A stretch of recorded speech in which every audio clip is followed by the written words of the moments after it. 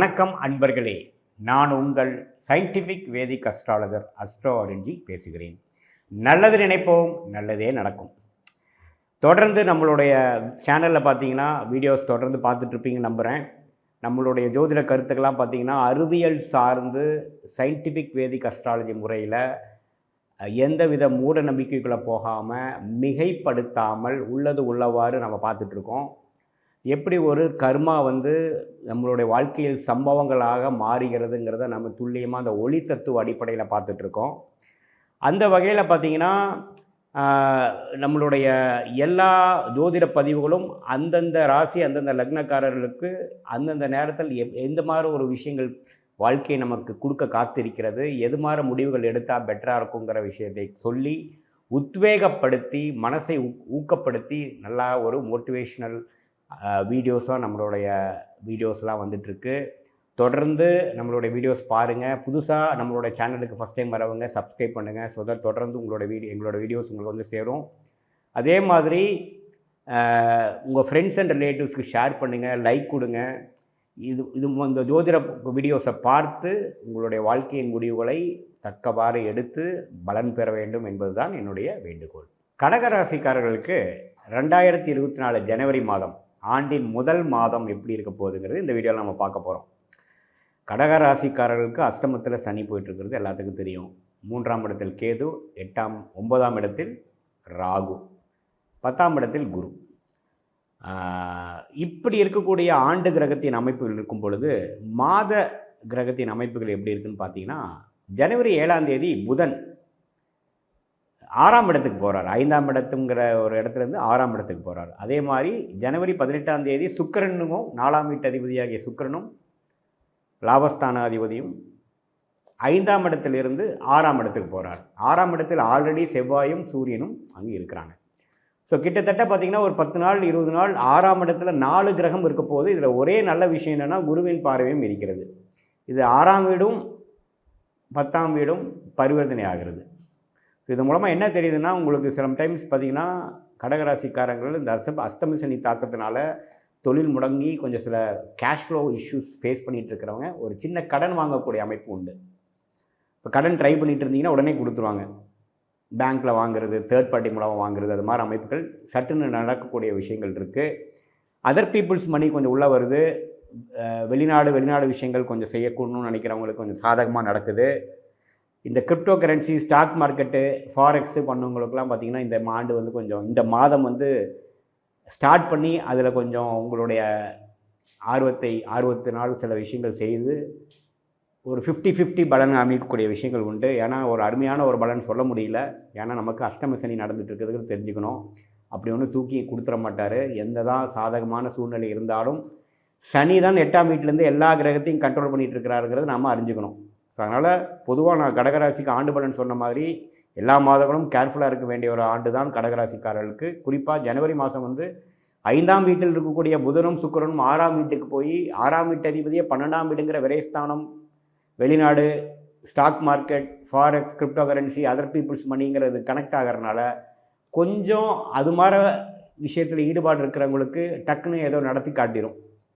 திடீர்னு ஒரு அக்கௌண்ட் ஆரம்பிப்பீங்க, பண்ணுவீங்க, ஏதோ ஒன்று ட்ரேடிங் பண்ணுவீங்க, ஒரு ஃபாரின் கனெக்ஷன் வரும், கேம்பிளிங் பண்ணுவீங்க, இந்த கிரிக்கெட் பெட்டிங்லாம் இருக்குது பார்த்திங்களா, அது மாதிரி சில விஷயங்கள், ஃபேண்டசி கேம்ஸ், ட்ரீம் 11 இது மாதிரி MLM விஷயங்கள் அதெல்லாம் கொஞ்சம் பண்ணக்கூடிய விஷயம் இருக்குது. கொஞ்சம் கேர்ஃபுல்லாக இருக்கணும்.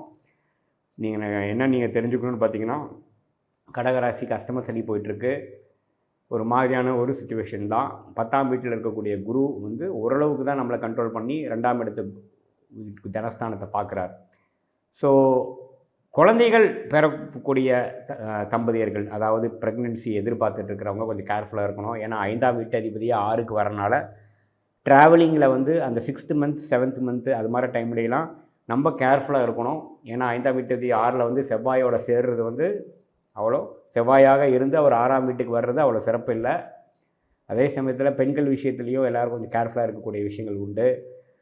வம்பு வழக்குகள் கொஞ்சம் இழுபறியாக இருக்கக்கூடிய விஷயங்களாகவும், நமக்கு கொஞ்சம் சரியாக சாதகமாக வராத விஷயமாகவும், ஒரு கோர்ட்டு கேஸு சில விஷயங்கள் தவறாக போகக்கூடிய விஷயங்களும் உண்டு. ஏன்னா 6ஆம் வீடு கனெக்ட் ஆகுதுங்க. பட் என்னதான் இருந்தாலும் குருவின் பார்வையில் இருக்கிறனால பெருசாக அத்துமீறி போய் நம்ம ஒரு பெரிய இக்கட்டான ஒரு சூழ்நிலையில் போகக்கூடிய அமைப்புகள் இல்லை. ஜனவரி 14ஆம் தேதிக்கு அப்புறம் சூரியன் வந்து 7ஆம் இடத்துக்கு போய் 2ஆம் வீடுங்கிற தனஸ்தானாதிபதி கேந்திரம் ஏறுறது ஒரு நல்ல பலம். ஸோ முதல் 14-15 டேஸ் கொஞ்சம் கேர்ஃபுல்லாக இருக்கணும். ஒரு தொழில் முடக்கத்தினாலையும் வேலை இல்லாதனாலையும் அஃபெக்ட் ஆகிட்டு இருக்கிற கடக ராசிக்காரர்கள் ஒரு லோன் வாங்கினா தான் வண்டி ஓடும், அடுத்த 6 மாதம் ஓட்டுருக்கு ஒரு சின்ன தொகை வேணும்னு ஒரு அதிகமான ஓடி வாங்குறது, ஒரு வீட்டை மார்ட்கேஜ் பண்ணுறது, ஒரு பர்சனல் லோன் வாங்குறதுங்கிற விஷயத்தில் கொஞ்சம் கேர்ஃபுல்லாக பண்ணுங்கள். கொஞ்சம் தேவைக்கு அதிகமாக போய் செலவு பண்ணி பிற்காலத்தில் மாட்டிக்கக்கூடிய அமைப்புகளுக்கு வேணுங்கிற ஒரு ஃபவுண்டேஷனோட மந்த்தாவோட இந்த மாதம் ஜனவரி மாதம் அமையறதுக்கு வாய்ப்பு உண்டு.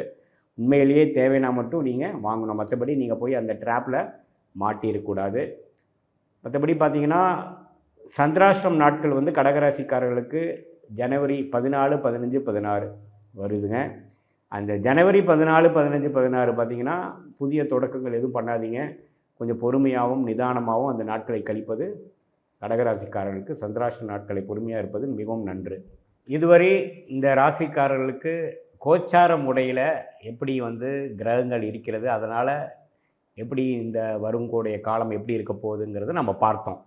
நீங்கள் என்ன நேயர்கள் புரிஞ்சுக்கணுன்னு பார்த்தீங்கன்னா, இது கோச்சார பலன்களே தவிர இது வந்து உங்களுடைய ஜென்ம ஜாதகத்தில் எந்த நட்சத்திரத்தில் பிறந்தீங்க, என்ன நேரத்தில் பிறந்தீங்க, என்னென்ன தசா புக்திகள் நடந்துகிட்ருக்குது அப்படிங்கிற பொறுத்து தான் துல்லியமான பலன்கள் எடுக்க முடியும். இது பொதுவான பலன்களே தான். இப்போ நான் சொன்னதில் பார்த்தீங்கன்னா, இந்த ராசிக்கு நான் சொன்ன நல்ல பலன்கள்லாம் ஓரளவுக்கு அதிகமாக நடக்கணும் அப்படின்னா உங்களுக்கு நல்ல தசாபுக்திகள் நடக்கணும். அதே சமயத்தில் நான் சொன்ன சாதகமற்ற பலன்கள் இருக்குது அப்படின்னு நான் சொன்னது வந்து கொஞ்சம் தூக்கலாக நடக்குது அப்படின்னா உங்களுடைய சாதகம் இல்லாத சில தசாபுக்திகள் நடக்குதுன்னு அர்த்தம். ஸோ மெயினாக நம்மளோட தசாபுக்திகள் எப்படி இருக்குதுன்னு பொறுத்து தான் இதோட நல்ல பலன்களும் சாதகம் இல்லாத பலன்களும் மேலேயும் கீழேயும் போகக்கூடிய, அதாவது அதிகமாக நல்ல பலன்களா அதிகமாக கெட்ட பலன்களாங்கிற ஒரு விஷயங்கள் மாறக்கூடிய தருணம் வந்து உங்களுடைய தசாபுக்திகள் உங்கள் ஜென்ம ஜாதகத்தில் தான் இருக்குதுன்னு தெரிஞ்சுக்கணும். அதனால் ஒரு முக்கியமான முடிவு எடுக்கிறீங்க, வாழ்க்கையில் முக்கியமான முடிவு எடுக்கிறீங்கன்னா கண்டிப்பாக உங்களோட ஜென்ம ஜாதகத்தை ஒரு ஜோதிடர்கிட்ட பார்த்து தான் முடிவு பண்ணணும். இது வந்து ஒரு 50% ஒரு ட்ரெண்டாக உங்களுடைய ஒரு ஜென்ரல் அமைப்பு எப்படி இருக்குது இந்த ராசிக்குங்கிறதான் நம்ம இந்த வீடியோவில் பார்க்குறோம். இதே தொடர்ந்து மாதம் மாதம் இதே மாதிரி ராசியை நீங்கள் ஃபாலோ பண்ணுறப்போ ஓரளவுக்கு நீங்கள் ஒரு 80-90% உங்களுடைய அமைப்புகள் எப்படி போகுது, வாழ்க்கை அமைப்பு எப்படி போகுது உங்களால் ரிலேட் பண்ண முடியும். மீண்டும் மற்றொரு காணொளியில் சந்திப்போம். நன்றி, வணக்கம்.